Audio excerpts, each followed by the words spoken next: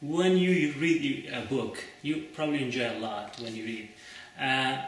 So multiply that by 10, and that's how rewarding it can be. So I enjoy it that much. I enjoy reading a lot, but to write, you pour out all your thoughts and your ideas into pages, and sometimes it can be very hard because you just drain yourself. But then I go for a very long run, for a long time, and fast, and that makes it easy for me, because sometimes it's hard to draw from your experience, the things that we went through in life, and try to put all those my experience into another character in my whatever I'm writing.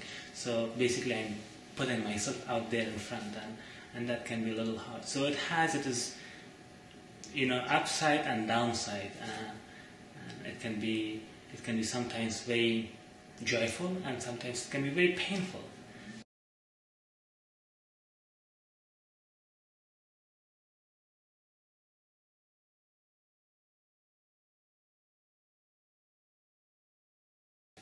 I did not expect to write a book. The whole thing started as I would just put everything in paper, so for the dreams and nightmares to stop. I used to have a lot of those, and they really bothered me a lot, left me shattered for days, weeks, and sometimes even months. And we don't have psychiatrists in Afghanistan, we don't have therapists like this country that you can go and talk about the past and relax a little bit. And Afghanistan is not a place that you can be depressed. Mm-hmm. Here, probably, sad to say, depression is kind of a luxury for some people. They can use that and just stay home and just do nothing. In Afghanistan, if you do that, you die. And also, as the oldest son of my family, I have the responsibility to provide for my family and help with my father to provide for everyone. So I didn't have that chance, and the best way to do that was, a lot of people suggested that I should go and write it down, and I tried that in Dari, our local language, 2 national languages we have, and Pashto. I couldn't do it, it was too hard. And then in 2006, when I started writing in English, it was actually a little easier, but very painful. So the parts that I talk about, all the things, the bad things, the horrible things that happened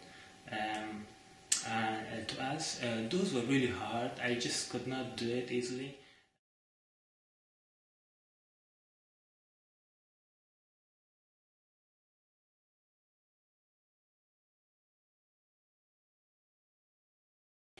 One day I'm walking on the street.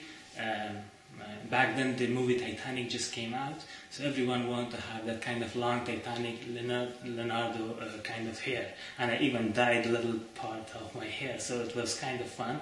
And another time I was also training as a boxer, and suddenly a Taliban came in front of me and said, "You're not wearing a turban." And I said, "Sorry, I will go and get my turban." And then he started beating me. I couldn't control myself. I just punched him on the face and just broke his nose. And he shouted, and then there were like 5 other Taliban ran, and then they took out their belts that had bullets in them and started beating me.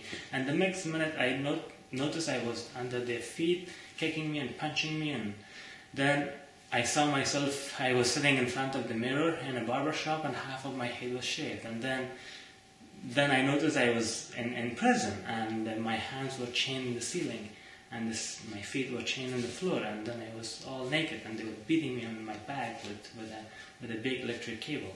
So going through all that is one pain, but writing about is something different.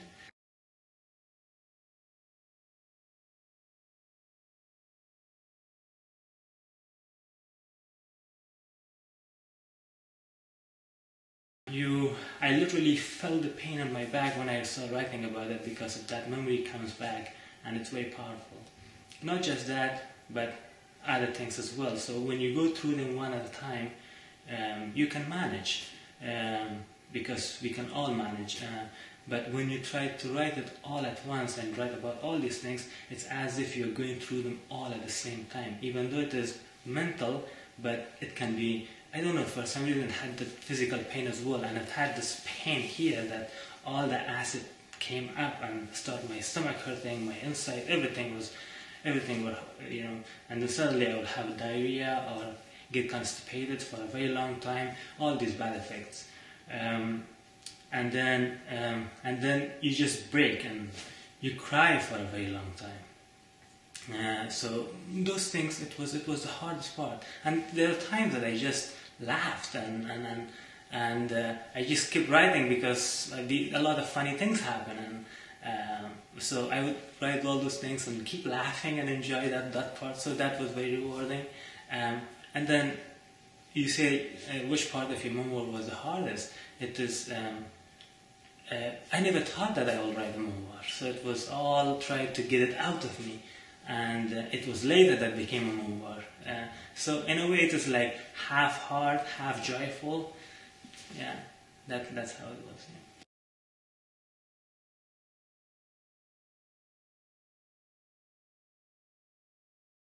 Yeah. I would say read as much as they can, and get inspired by all these great writers that we have. We have so much. You read Tolstoy, Dostoevsky, Chekhov, Proust, Zola, and Naqib Mahfouz, who won the Nobel Prize, and he's my hero, in 1988. Yeah, and these great writers who did such a good job, and then go have a life before you start writing. Try to have some experience, travel the world, and see beyond what's in your neighborhood, and try to have some experience, and then sit and write. That's my advice. But a lot of writers, when I hear that, they say, I don't enjoy reading. How can you be a writer if you don't enjoy reading? So you have to read a lot, you have to understand what's out there, and then write something that's not out there, and you see that, okay, there is a gap here, I can fill that, and it's your job to do that. So that's my advice.